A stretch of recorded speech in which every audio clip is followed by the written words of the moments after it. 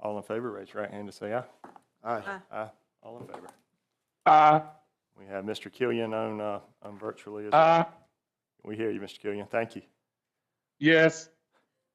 All right, so action 3A is action taken regarding Richburg Fire Protection District. I would call forward Attorney Michael Kozlark.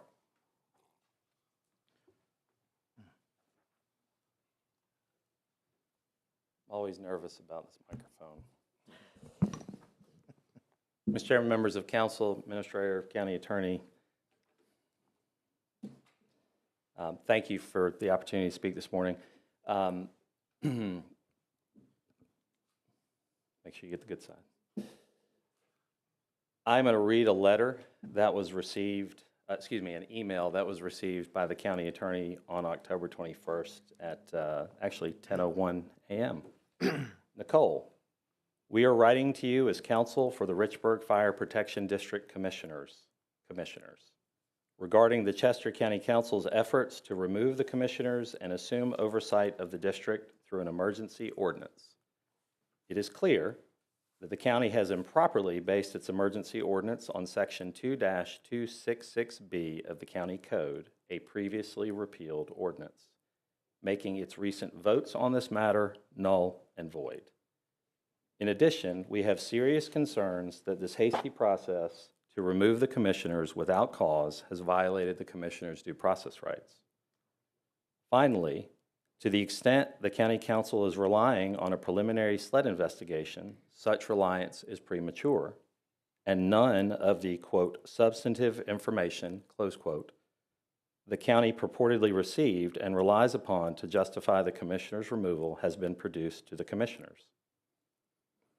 Should the county intend to proceed with the third reading on November 3rd, 2025, as noticed, the commissioners will be forced to seek a temporary restraining order and will file legal action in Chester County. Further, we will seek to have this motion heard in an expedited manner to stop the County Council's third reading of an improper ordinance and to seek damages, fees, costs, and other relief available under the law, including appropriate relief for misleading and potentially defamatory statements about the commissioners being related to any SLED investigation. We are happy to discuss a potential resolution of this issue, short of filing for a TRO, but given the County Council's notice third reading on November 3rd, 2025, we request a response or to set up a call to discuss no later than close of business on October 23rd, 2025. We appreciate your prompt attention to this issue. Signed by the attorney who purports to represent the former commission members. Obviously, this email makes very serious allegations about this elected legislative body's actions. Let me assure council that as the elected legislative body for this county, none of its actions, as far as I am aware, have violated either state law or the county code. Moreover, none of those actions have violated anyone's due process rights, as those former board members were removed without cause, not for a cause. A huge distinction under the law. Let me remind council that after an executive session on September 24th, council came back into open session and took 3 actions with respect to Richburg Fire Protection District. The first of those actions was a simple majority vote to remove the board members without cause. That vote was taken in the same manner in which each of those board members was initially appointed and which the county uses for all appointments, a single, simple majority vote. That is the same method the council uses to accept resignations and the same method the council uses to remove any board member from any board or commission that the county creates. Second, the county enacted an emergency ordinance which did a number of things, one of which was to confirm the removal of those board members. But that was not all that emergency ordinance did. It also did what is specifically permitted under 2 different code sections of state law, not the county code, but is also permitted under the county code. And that is to take over direct control of a district so that it is now operated as an administrative division of the county. Again, absolutely authorized to be done under state law. It also took the first reading in title only of an ordinance that would permanently change the county code to remove that commission from that portion of the county code dealing with the Richburg Fire District. It also, again, confirmed the removal of those board members. That ordinance has received a second reading as well and would be scheduled for a potential third reading. Obviously, no one knows how this county council, as the elected legislative body, would vote, but that was scheduled and noticed for a public hearing and a third reading consideration at the November 3rd council meeting. As of right now, the Richburg Fire Protection District exists. The commission does not, and there are no board members. This council's actions and any statements that have been made in this legislative body have in no way been defamatory, again, as far as I'm aware.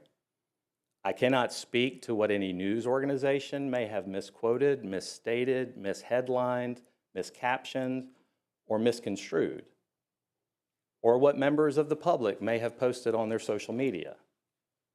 What I can say is this council, particularly beginning with the very first action that was taken, the simple majority vote, was very clear. Those board members were removed without cause. There has been no suggestion that I'm aware of from anyone at the county of any wrongdoing by any board member. The idea that former board members, and this letter reflects that it is all of them. If that's not the case, they are certainly welcome to come forward and make sure that that's clear.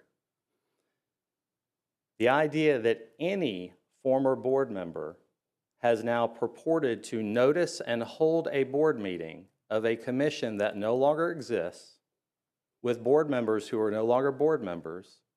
That meeting was held in October after council took 2 of its actions, is precisely the sort of thing why council took some of the actions that it took. At this point, the threat from these former board members is that they are going to sue this county, presumably to be reinstated on the board, although that's not entirely clear, but also for damages. These former board members, by having to defend against these actions, these allegations, and for having to spend both staff time and lawyer time and money, are actually costing the very citizens that supposedly they intend to support through these allegations, and presumably would cost the district for which they were the former board members. Ultimately, the county has 2 options. Wait and see if those board members sue and stop the county council, the elected legislative body of this county, from taking any action, or to move forward with protecting the county and the district through its own action. I'm happy to answer any questions. All right, are there any questions at this time? Is there a motion at this time? I'd like to make a motion for our attorneys and county administrator, with any and all action to protect the interest of Chester County and the Richburg Fire District. I'll second that motion. All right, we have a motion and a second. Is there any discussion? Hearing none, I'll call for the question. Those in favor, raise your right hand to say aye. Aye. Aye. Those opposed? All right, that motion carries 6-1. Next up on the agenda is item 4A, which is ordinance 2522, approving, confirming, and ratifying the removal of each member of the Richburg Fire Protection District Board, devolving administrative authority of the district on the county council, authorizing the county administrator directly to administer the district as part of the county, amending portions of the Chester County Code of Ordinances to conform to such changes, and to provide for other changes, for example, District 16, Section 2-732, through and including 2-736, and providing for other related matters. So this is not a third reading. This is just, we just have the ordinance on the agenda. I would again ask Mr. Kozlarek to come forward and speak to this. Me again. There is a reference in ordinance number 2025-22 to section 2-266B of the county code. As you heard in the email, there is a suggestion that somehow that has been repealed and therefore any action that the county council has taken is invalid. We've already talked about that. However, that code section actually has been amended, and the portion of the code dealing with the removal of board members has been moved from B to C5. However, in addition to that, the language that's been placed in that portion of the code is slightly more energetic in its terms of how board members serve at the pleasure of council, which is actually what it says now.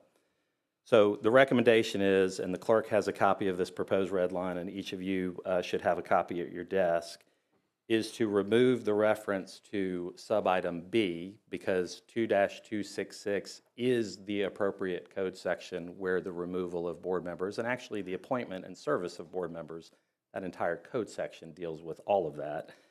And then also to make it clear to quote directly from a portion of 2-266 so that there's no misunderstanding, rather than my original paraphrase when I drafted it, quoting a portion of that section which says that those board members, and again, quote, serve at the pleasure of council. So at this time, Ms. Workman, we could have an amendment to that ordinance, and then it would be corrected prior to the third reading. Yes, that's correct. All right, so is there a motion on the floor for that? Make a motion to amend that ordinance. Second. All right, so we have a motion to amend as described, and I'll read that. So the new line there would be, whereas the county previously enacted section 2-266 of the county code, which provides board members appointed by county council serve at the pleasure of council. So that would be the new language there. Is there any discussion? Call for the question. Those in favor, please raise your right hand and say aye. Aye. Aye. Those opposed? All right, so that carries 6-1. All right, so that brings us to 5, which is adjournment. Is there a motion to adjourn? I make a motion to adjourn. Second. All in favor, raise your right hand and say aye. Aye. Aye. We're adjourned.